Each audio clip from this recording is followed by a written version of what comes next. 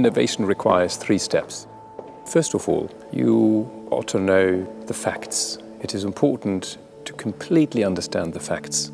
Secondly, you ought to know the interests and the aims of the client. You ought to be familiar with his political, economical, technical background. And thirdly, you start thinking legally.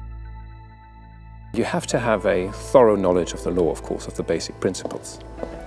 And it is like having sort of white paper in front of you. On the left-hand side, you've got the facts and the legal principles. On the right-hand side, the client's needs. And then you start thinking openly with an attitude of, not an attitude of this is not going to work because, but an attitude of there must be a solution and let's try and find it.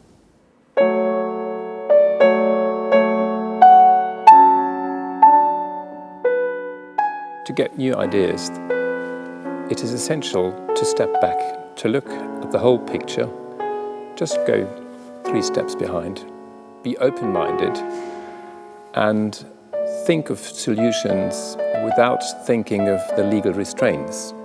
On a very high level, I'm enthusiastic in music and law. Sometimes I'm thinking, doing law, of a fugue from Johann Sebastian Bach, which is very, very rational, but also, where it is at its best, it is unrational and new.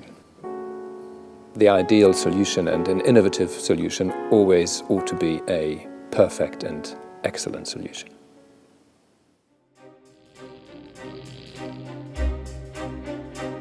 The city has become faster and more frenetic. I've been working in the city since 1980. It's a very different place to when I started. What are the really difficult things about being a lawyer today? I would say that one of the key things is trying to predict how you stay relevant, how you stay useful, how you stay needed. Being a global firm, we're in over 25 offices around the world. The skills that are really important then are doing the impossible to bring a global project to successful completion as smoothly as possible. On work such as the Gavi Fund, you do need a wide range of skills. The net result was that people really had needles in their arms. One word that comes to mind is orchestration. The next skill I would go to pretty quickly would be control and organizational skills. So you're in the role of enabler and facilitator. The key skills of a lawyer in the modern age come back to the ability to get things done.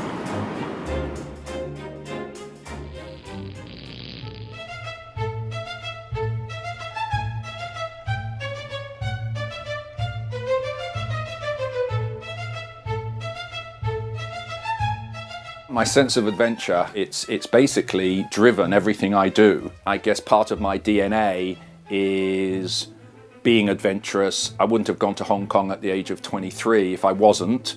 And I have tried to seek out new experiences. I've tried to create new journeys for myself. I practiced all over Asia.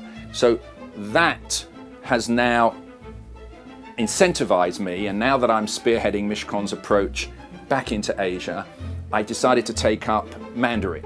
So for me, I would say what makes an innovative lawyer is somebody who is prepared to explore and try out things. You've got to be prepared to take some risk. And clients want lawyers who take managed risks. That's what I found out in over the last 33 years of practice. I think boldness is critical for progress. I don't think any of the great innovators and inventors and explorers could have done what they have done without being bold and courageous and willing and passionate about taking on that next risk and finding out how they react to it and what they need to do in order to overcome it. So to me, it's part and parcel of being an explorer.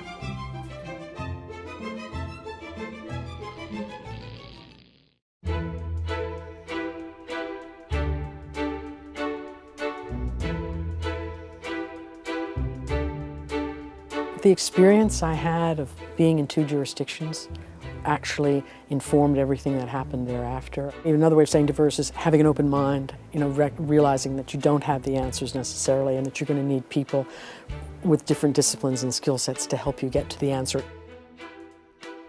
The team at the beginning is critical, I think, because if you go down a certain path, you have to be able to continually reassess why you're going down that path.